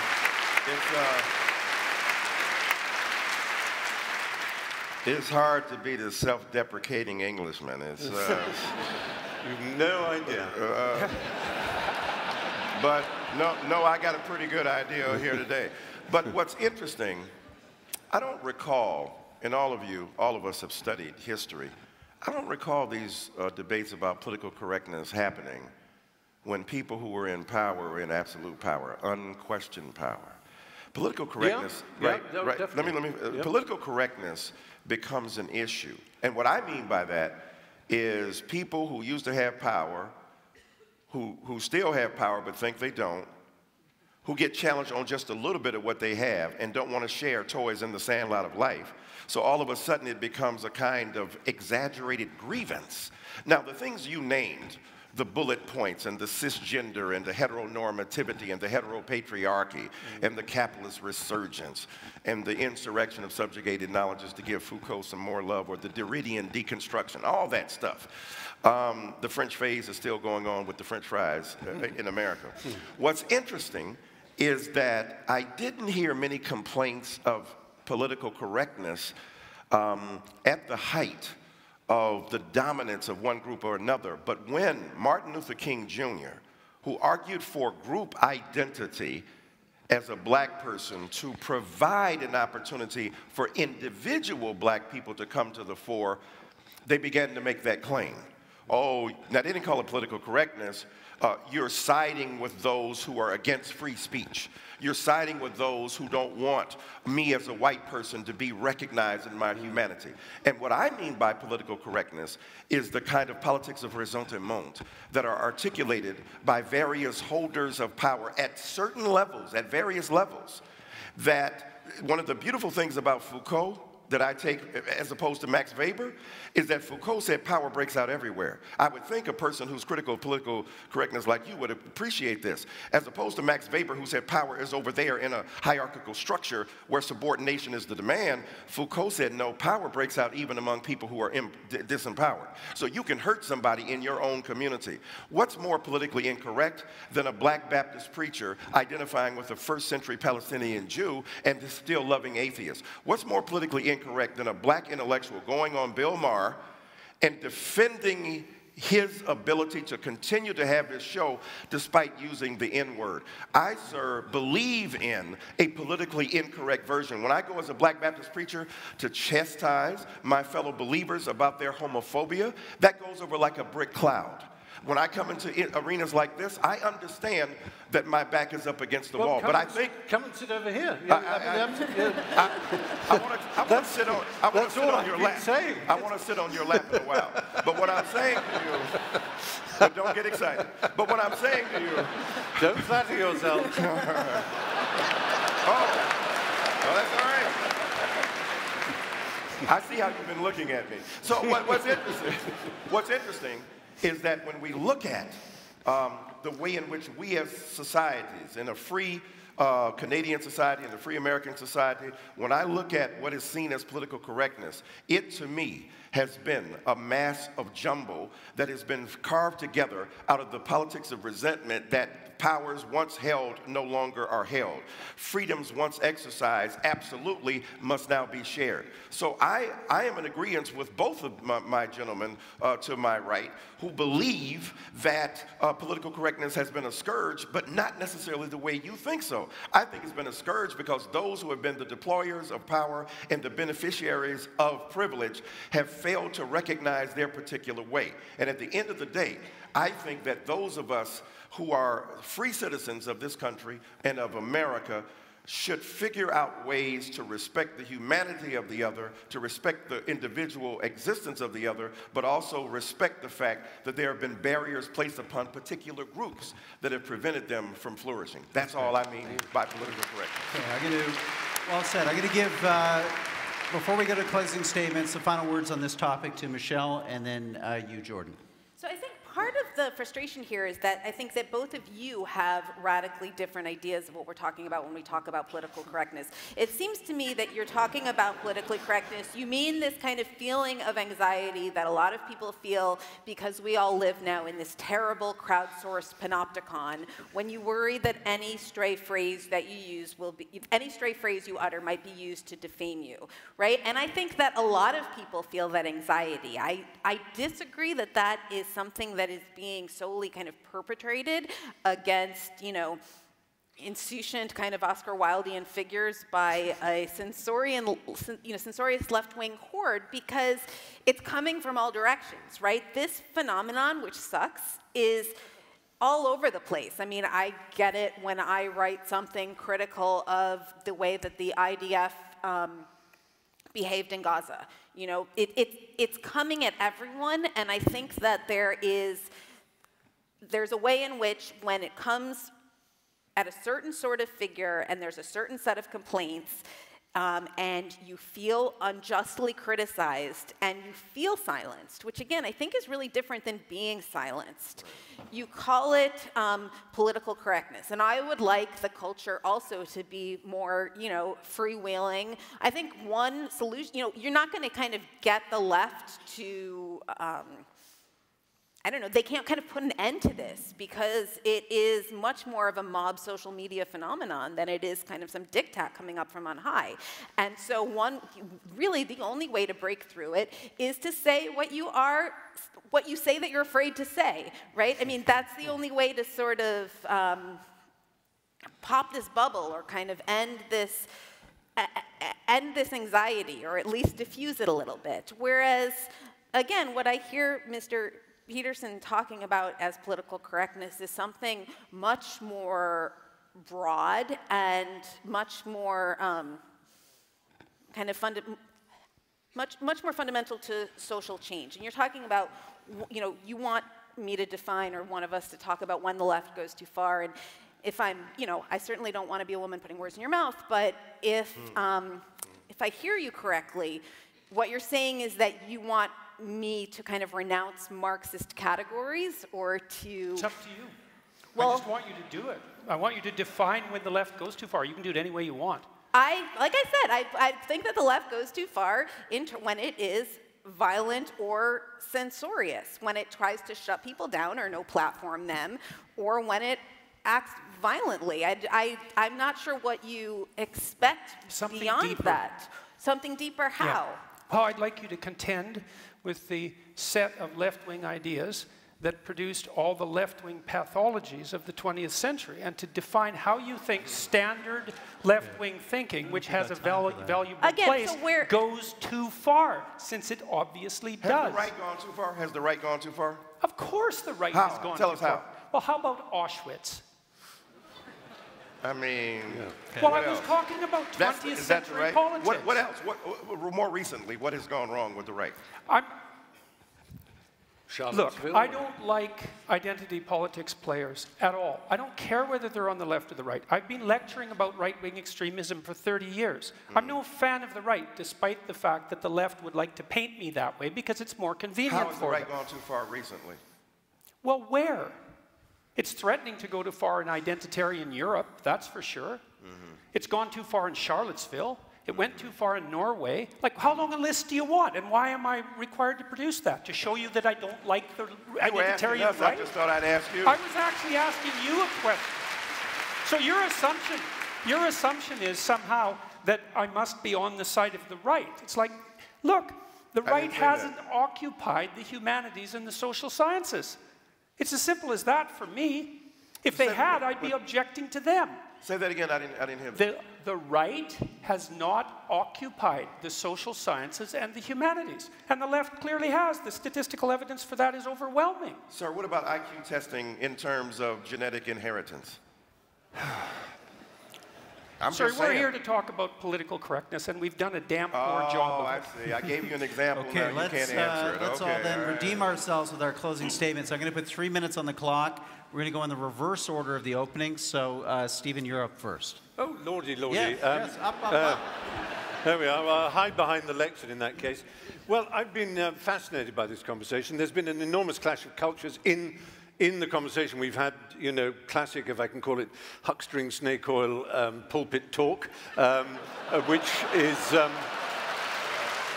it's a mode of discourse, it's a rhetorical style that I find endlessly refreshing and vivifying, but I'm not sure that we actually focused on the point in question. And my objection has always been towards orthodoxies. I'm a heterodox and a contrarian, and I can't help myself. And I think there's been an underestimation of the fact that language does affect people. It does make the young in particular, as they're starting out on their educational or their work careers, it makes them very anxious, it makes them very angry, very upset, very alienated, to feel that they don't know anymore how to operate in the world, how to engage in relationships, how to think honestly. So they accrete more and more to their own mini groups.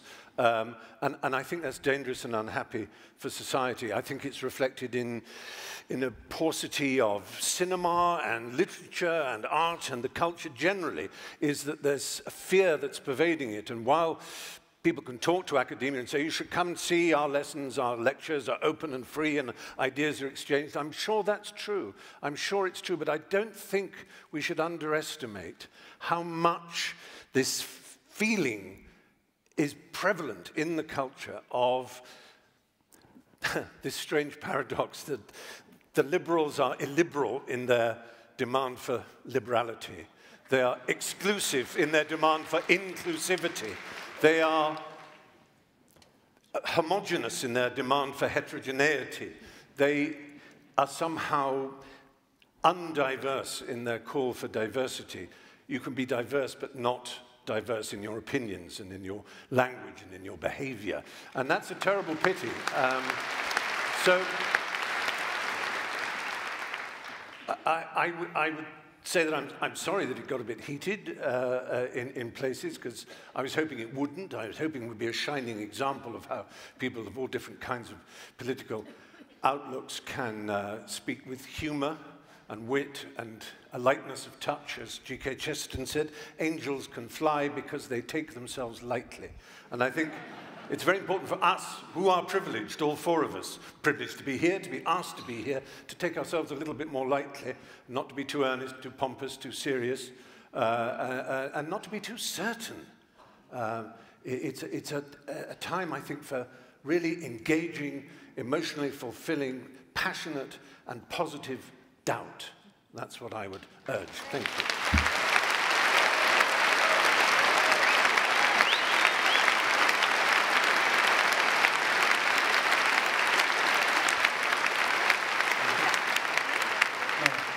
Michael, we're going to put 3 minutes on the clock for you. Please, your closing.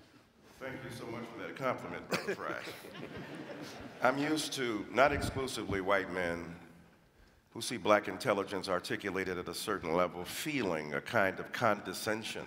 If I came up here, Mr. I was saying the other day, but a kind of verbal facility automatically assumed to be a kind of hucksterism and snake oil salesman. I've seen that. I get it. I get hate letters every day from white brothers and sisters who are mad I'm teaching their children. You're just trying to co-opt our children.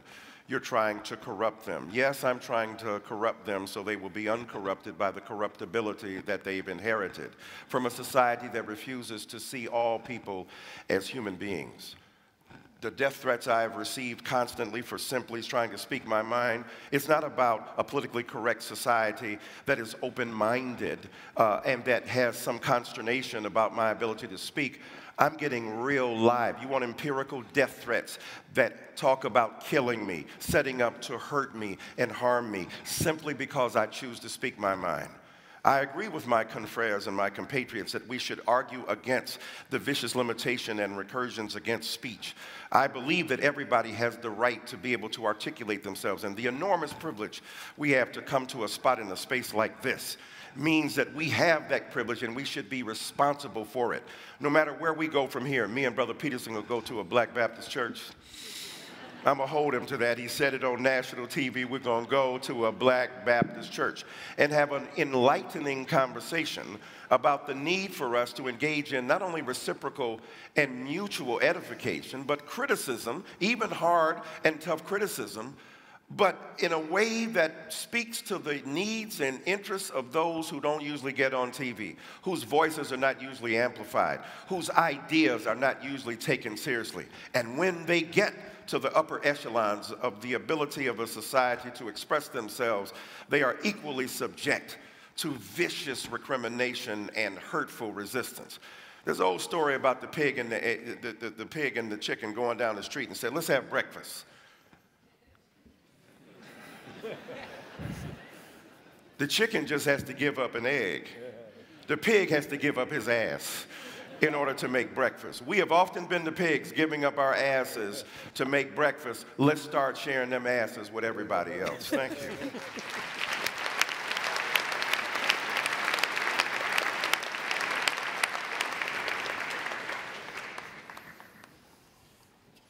So I'm not here to claim that there's no such thing as oppression, unfairness, brutality, discrimination, unfair use of power, all of those. Anyone with any sense knows that hierarchical structures tilt towards tyranny and that we have to be constantly wakeful to ensure that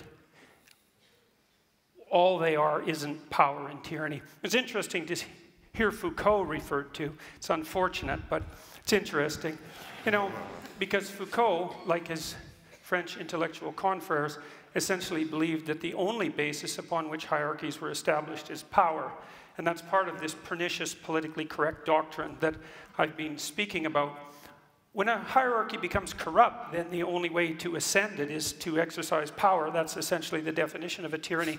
But that doesn't mean that the imperfect hierarchies that we have constructed in our relatively free countries, which at least tilt somewhat towards competence and ability, as evidenced by the staggering achievements of civilization that we've managed to produce, it doesn't mean that the appropriate way of diagnosing them is to assume without reservation unidimensionally that they're all about power, and as a consequence everyone who occupies any position within them is a tyrant or a tyrant in the making. And that is certainly the fundamental claim of someone like Foucault.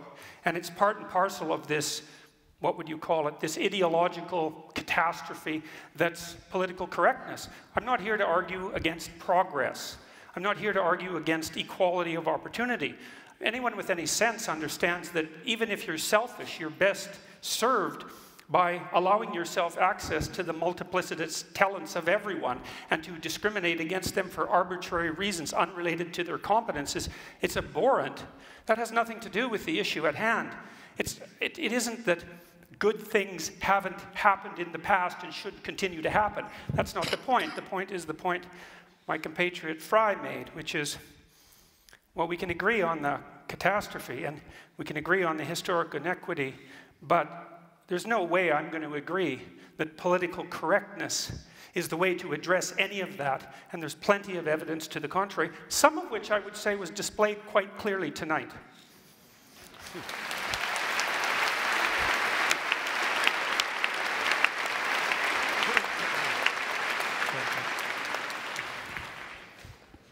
So I think one of the irresolvable issues that we're all coming up against is the role of feelings, right? Stephen Fry has kind of asked us to recognize and empathize with this feeling of being silenced, of being threatened, and I do, and I get it. You know, I feel it sometimes too in my columns. I hate it when I write something that then, you know, gets a kind of irate Twitter mob after me. But if, say, I stood up here and said, you know, recognize how threatened so many women feel when, for example, the kind of, you know, one of the best-selling and most prominent intellectuals in the world right now says in an interview that maybe the Me Too movement has shown that this whole experiment of men and women working together is just not working. Or, you know, maybe if women don't want the workplace to be sexualized, they shouldn't be allowed to wear makeup. I didn't say that. Well, Google it. It was a Vice interview. Google it. Yeah, well. So, right, if I say, like, you know, I feel threatened, right, then I'm being kind of politically correct and hysterical. So much of the debate about political correctness, or so much of the condemnation of political correctness, is about people saying, you know, respect my feelings or accommodate my feelings. And to some extent, we can't accommodate everyone's feelings. But there's one group that really does think its feelings should be accommodated. And that is what we keep coming up against, is that, you know, there's a group of people, and to some extent I'm part of it, that feels uniquely that our feelings of being silenced, marginalized, censored, that those feelings need to take primacy, that we can kind of you know, sneer when these other groups ask for us to take seriously their feelings of being threatened or their feelings of being marginalized. Then we call those demands political correctness. And I would finally say that I think there's a fair amount of research that people become more closed-minded, more tribal, when they feel threatened, when they feel that their group identity is at stake. And so as much as, you know, you want to blame the left for the rise of the right, I think that when you that the rise of the right, the rise of people who are questioning the fundamental ideals of pluralistic liberal democracy, the more those views are mainstreamed, the more people, I think, are going to shut down in response because people are really scared. Thank you.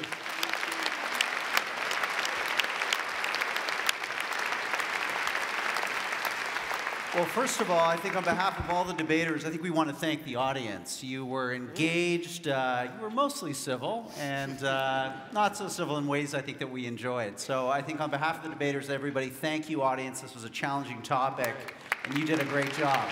We appreciate it. Also, a big thank you to our debaters. You know, it's one thing, all of these give regular speeches, but it's a very different thing to come on in the stage in front of a live audience, a large television audience, and have your ideas contested in real time. And again, to all four of you, thank you for accepting our invitation to come here tonight. Great.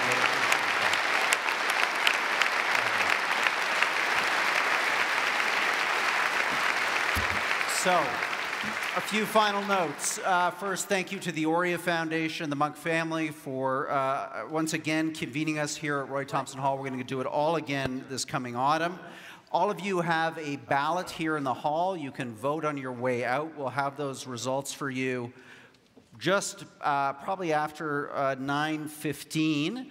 And let's just quickly review where your opinions stood at the beginning of tonight's contest. On the motion, be it resolved, what I call political correctness, what you call political correctness, I call progress. 36% agree, 64% disagree.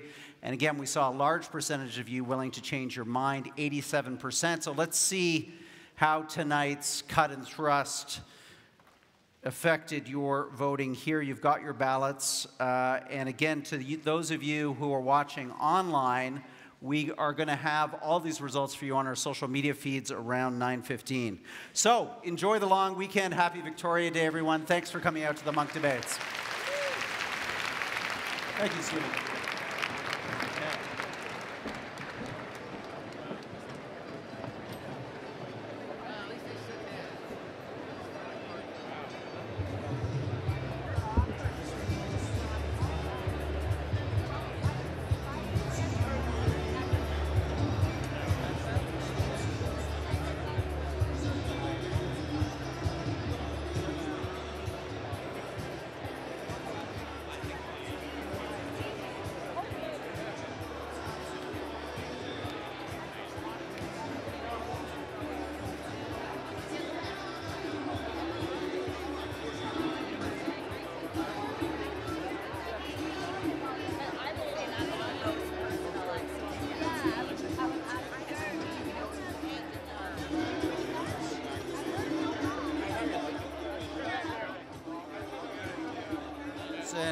And Stephen Fry right now to get their reactions to tonight's debate. Some hotly contested moments here, so we'll be curious to see what happens with the audience vote over the course of the next few minutes. And also for those of you watching online, we have had our running poll.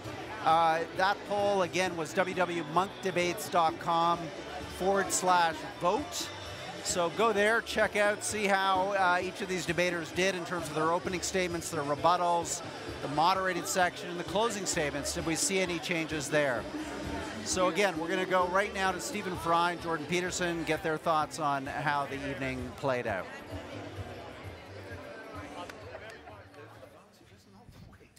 Gentlemen, thank you. Thank you both. We're just going to do a quick discussion with the online audience who's watching right now, just to get your reactions to the debate. And maybe just start with you, Jordan. There were some heated moments here. Did that surprise you, that the exchanges that you had with Michael Eric Dyson? Well, I wouldn't say it surprised me. Well, I suppose it probably did. It just didn't seem like a very good tactical move. You know, and I stand by what I said. I don't see any reason at all that my racial identity needed to be dragged into the discussion, independent of my personality proclivity. I would say what I just said to Mr. Fry here is that it was a pleasure sharing the stage with him. I've rarely heard anyone ever deliver their convictions with such a remarkable sense of passion and wit and forbearance and erudition. It was really something. Yeah. And Stephen, a challenging debate because in a sense we're trying to mesh two different views here, two different worldviews, one very focused more on identity politics, group identity. You, in a sense, having an argument really more about the larger culture itself and the tenor and tone of the conversation within it. I worried that I was being a little kind of scattergun, really, and that both scattergun and too specific, that I had just taken very literally the popular idea of political correctness as being a kind of control of language and a shutting down of certain phrases or an introduction of others, and the kind of day-to-day, as I say, human resource departments of corporations and that sort of thing, so I was slightly disappointed that it just became a debate about race and about gender and so on. But that was, I guess, natural. And I still, the fact is, I'm still a lefty, but a soft one. I just don't have. I'm not too soft. Flabby, squashy in every sense. And I realize that that's not a political point of view, it is a personal one. Right. And the gap between the personal and the political, which is a space you obviously are very interested in as a psychologist, is one that is rarely explored. People are either so personal that it has no application in the outside world and the organization of human affairs, or they're so political and so much to do with structure and distinction between hierarchies and networks and so on, that they forget the individual. And that's the space in which the impassioned liberal lives, and it's not easy to do it because you often do sound rather wet, and I'm aware that I did. But I enjoyed it. Yeah, really thank you for coming. Just finally, before I free you two both to a well-earned drink, anything left unsaid, Jordan? Any point that you wanted to make that you didn't feel you had the time or the opportunity? No, I don't think so. I said my piece, yeah. Great. Same question to you, Stephen. I know, I think I got across. I mean, there's so much you can talk about in that field, and I just wanted to leave with the point that I do want, like everybody, it's a no-brainer. We want the world to be fairer, juster, sweeter, kinder, but it's how you get there, and I felt that wasn't really addressed. Okay. Well, gentlemen, thank you both very much from our online audience. A big thank you also, I know, to Jordan Peterson and Stephen Fry for participating in, a debate with some stakes on the table, for sure. Thank you, gentlemen. I'll see you in the reception. You bet. Again, online viewers, we now have Michael Eric Dyson coming into the camera range here with Michelle Goldberg to get their reactions to the debate. So, guys, thank you for being part of this. You know, it's a complicated subject. It's got a lot of different moving pieces and elements. I think we addressed some of the constituent parts. Maybe start with you, Michelle. Was there something on stage that you wanted to say that maybe we didn't have the time or you didn't have the opportunity? Now's your chance. Well, I guess the only thing I can think of is that maybe I wish that we could have drilled down a little bit more into the gender piece of this. And again, to, what we're really arguing about, particularly with Mr. Peterson and the kind of range of progress, the range of feminist progress that he considers political correctness. I think part of the frustration is that him and Stephen Fry are talking about and defending, I think, a fairly discrete set of ideas with some overlap. You know, and one of the difficult things about political correctness is it's a slippery term that's deployed to talk about a whole range of phenomenon. Yeah, and close down conversation and open up conversation. How did you feel, Michael? There were some points there, some points of sharp exchange. We appreciate that at the Munk Debates. I mean, this is not a place for shrinking wallflowers. But any unsaid thoughts? Anything that you want to put a point on now? I think you have to hold people intellectually accountable, and to deny some of the things to Michelle that he said, and to present himself, Mr. Peterson, in a certain way without seeing some of the abhorrent things he said about women and other minorities, I think demands an engaged response to him. And I think that the idea itself, as Michelle stated repeatedly, and Mr. Fry talked about his frustration, he said, we talk about everything but political correctness. Well, the reality is political correctness rests upon some serious political work in this culture, in Canada and in America, that needs to be done. And what I tried to, in terms of giving a brief genealogy, we didn't have political correctness as long as white, straight men were in charge. There was no argument about, let's get this right. But when people who exercise power no longer exercise absolute power, still predominant power, then there's an argument. And I think, to Michelle's point, about gender, about the workplace, about race, about sexuality and the like, I just think that it was a unnecessarily vigorous and sometimes sharply worded debate between us all. Michelle, final word to you. Well, if you are curious about the quote that I mentioned about, maybe this experiment with women and men working together, maybe it's not working. I mean, please do Google it. It's an interview with Vice. Did you put one of your columns? Promote one of your columns. I don't know, Did you promote your columns? And I guess again, me and Stephen Fry probably could have sat on the same side of another debate, but again, I feel like the phrase political correctness has expanded to cover a whole range of challenges to, I thought it was really interesting how much people were talking about their feelings, because when women talk about their feelings, right, that is politically correct excess, and when men talk about this feeling that they can't empirically define, we should all, I guess, I don't know, change in deference to that. Okay, guys, great thoughts. Let's go get a drink in the reception. Thank you. Let's do that, I'm man. buying, okay? Yeah, Thanks again. Right, hey, online viewers, thank you for being part of this Munk Debate. As I mentioned, these debates are semi-annual. We'll have another one this fall. We've got a whole archive of past debates on our website on a whole range of topics going back over a decade now. You can access those free by simply becoming a member at www.munkdebates.com. Go to the basic membership. It's free, and we have a rock-solid privacy policy there. We respect your privacy. So finally, check us out on Facebook. Thank you for the 26,000 new follows in the last 10 days. We appreciate it. This debate will be archived on our website for the next while, again, for free, so share it with friends and family.